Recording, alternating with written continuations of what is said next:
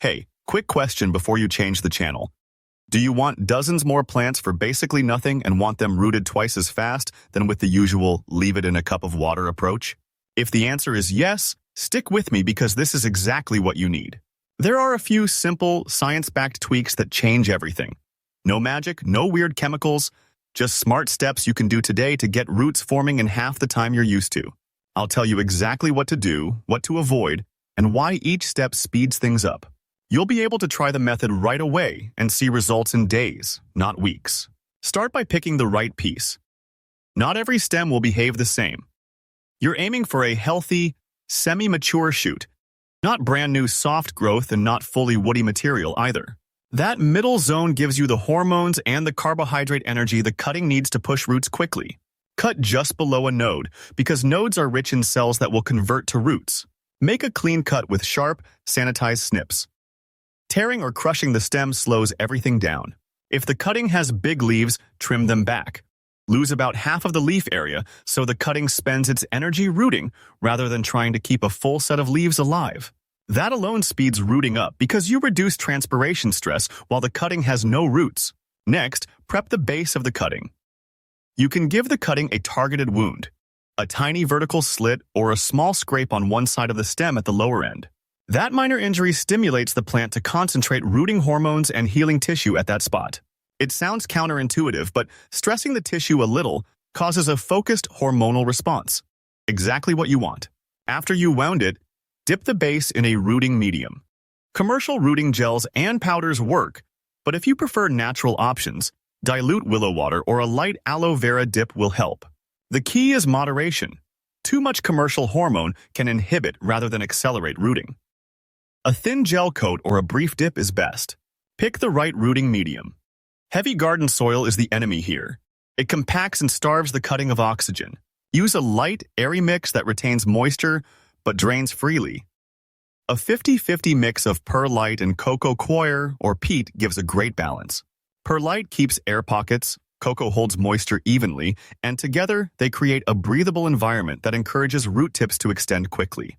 If you're doing water propagation for aesthetic reasons, change the water frequently, every 2 or 3 days, to keep oxygen levels high. Stale water slows growth. Control the root zone temperature. This is a huge multiplier and the single most effective improvement you can make. Warmth at the cut site wakes up the enzymes and cell division needed to form roots. Aim for a medium temperature around 70 to 75 degrees Fahrenheit at the root level. You can have cooler air above, but keep the base warm. A cheap seed heat mat under your tray will do wonders. When the root zone is warm, the cutting's metabolism speeds up, and you'll often see root primordia appear in days rather than weeks. If you're working in a colder garage or basement, a heat mat is not optional, it's essential. Humidity control is the next critical piece. Cuttings need moisture, but they also need air. Covering them with a clear dome or bag traps humidity and prevents the leaves from drying out, but stagnant air breeds mold and rot. The trick is to create a micro-greenhouse with some ventilation. Use a clear plastic dome or a zip bag propped with sticks to avoid leaves touching plastic. Open it for a few minutes daily or poke a couple of holes so it breathes. Mist lightly once or twice a day only if the air inside starts drying. High humidity cuts water stress and lets the cutting focus energy on root development. Light should be bright but indirect. Cuttings don't want searing sun. That will dry them out. Think of a bright, overcast day. If you're indoors, place them near an east or north window or use LED grow lights at low intensity. About 12 to 14 hours of light gives the cuttings enough energy to signal root formation without overheating or burning leaves. Remember, the cutting's priority is root creation, not leaf growth right now. Airflow helps more than you think. A gentle fan on low nearby will strengthen stems slightly and keep the microclimate fresh, reducing fungal pressure. Don't blow directly at the cuttings. You just want subtle circulation. That light air movement encourages sturdier stems and discourages damp diseases like gray mold. Combine bottom heat, humidity, bright indirect light, and gentle airflow.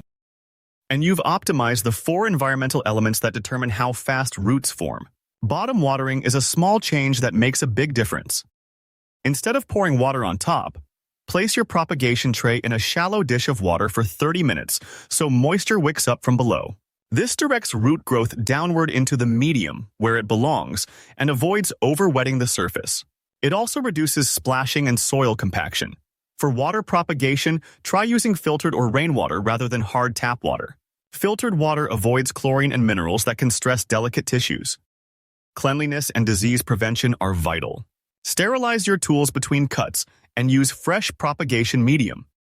You can lightly dust the base of cuttings with cinnamon powder, it's a natural antifungal, or use a mild hydrogen peroxide solution to sterilize the medium if you've seen damping off issues in the past. Fungus and rot are the fastest way to kill a promising cutting, so proactive prevention will save time and increase success. Now, let's get tactical with timing and method by plant type. Softwood cuttings from herbs and tender greens like basil, coleus, and some pelargoniums root quickly in warm, humid conditions and will take to water or a light perlite cocoa mix. Semi-hardwood cuttings like rosemary, lavender, and many shrubs can be trickier. They benefit from slightly cooler air, but a warm root zone and a free-draining perlite mix. Hardwood cuttings, think fig, grape, or deciduous shrubs in late fall, often prefer more time but actually respond well to a warm root zone and a stable humidity dome. Match your method to the plant. Water propagation for viney houseplants often gives the fastest visible root mass, while perlite cocoa gives stronger root systems to move into soil sooner. Don't forget mother plant health. Cuttings taken from stressed or nutrient-poor plants root slowly, if at all. Keep your mother plants well-fed, pest-free, and watered in the weeks before you take cuttings. I always trim and water my mother plants a day before cutting so they're in peak condition. Cuttings that come from vigorous, lightly pruned shoots have more stored carbohydrates and root hormones, and that translates directly to speed. This next trick is underused. Alternating humidity cycles. Rather than leaving the dome sealed all the time, open it for a short controlled period daily to lower humidity slightly and then reseal. That cycle prompts the cutting to ramp up root growth to support its future in drier conditions. Plants respond to environmental fluctuation by accelerating certain growth processes. You can use that to your advantage without stressing them out. If you want to double down, try the two-cutting method. Take 2 cuttings from one shoot and plant them close together. Statistically, at least one will root quickly, and the microclimate they create supports both. It's a low-effort redundancy similar to planting 2 seeds instead of 1. Once roots establish, separate them carefully. Rooting hormone use deserves a bit more detail. Commercial indole 3-butyric acid, IBA, gels and powders are effective when used correctly. Dip the base of the cutting for a couple seconds, shake off excess, and plant immediately. If you prefer organic, a quick dip in willow water or a smear of aloe vera provides natural oxins and anti-rot properties. Avoid over-application. A thin, even coating is all you need. Overloading the cutting can burn tissue and slow rooting. A note on water propagation versus soil propagation. Water gives fast, visible roots that are perfect for cuttings you'll keep as houseplants or gift away in jars.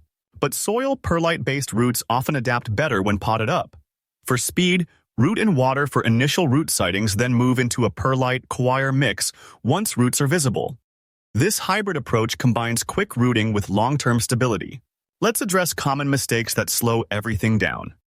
First, don't bury nodes too deep in heavy soil. Roots will form at the node, so make sure nodes are in contact with the medium but not suffocated by compaction. Second, avoid direct sun. Third, don't skip sanitation.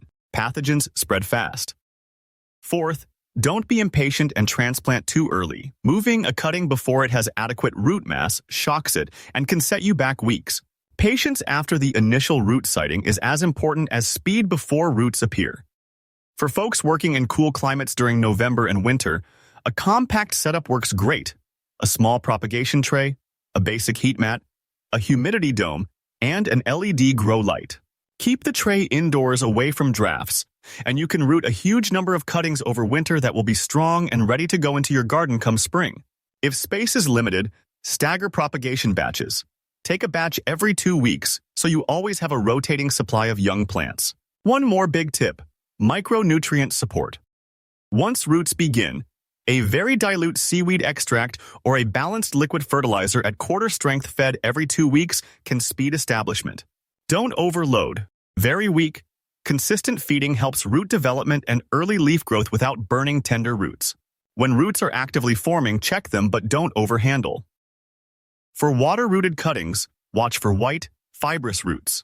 When they're an inch or so long, acclimate them by dipping them into medium and planting into pots with your airy mix. For soil-rooted cuttings, gently tug after a couple of weeks to feel for resistance. That tells you roots have taken hold. After potting, keep them in humid, sheltered conditions for another week or two while they adjust. Harden off carefully. Gradually reduce humidity and increase airflow over several days to weeks depending on species. That avoids shock and ensures your new plants establish quickly when moved to brighter indoor spots or outside in spring. Finally, scale the system. If you want many cuttings, build a propagation rack with stacked shelving, clip lights, and a single heat mat with thermostat. Keep trays on timers for misting or lighting, and you can routinely turn out dozens of plants per month. For the home gardener, this translates to building your collection quickly and cheaply. If you apply these steps in combination, choose the right cutting, wound lightly, use moderate rooting hormone, provide warm root temperatures, maintain high but ventilated humidity, use an airy medium, control light and airflow, bottom water, and prevent disease, you will consistently root cuttings in roughly half the time you used to. The difference is not one single trick. It's stacking the correct conditions.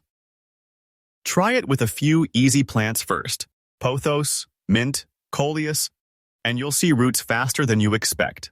Once you nail the environment, move on to tougher species and adjust medium and timing accordingly. Keep notes of what works for each plant. That log will save you time later and turn you into a propagation machine. If this all sounds useful, go grab your snips and a tray and give it a shot. If you want the printable checklist or a short visual cue list I used for scripting, tell me and I'll produce it next. And when you do try it, post a photo or leave a comment about which plant rooted fastest for you. I want to see your results and I'll repost the best ones. This method works across climates in the US, Canada, and the UK. Just adapt root temperatures and humidity to your local conditions and you'll be fine.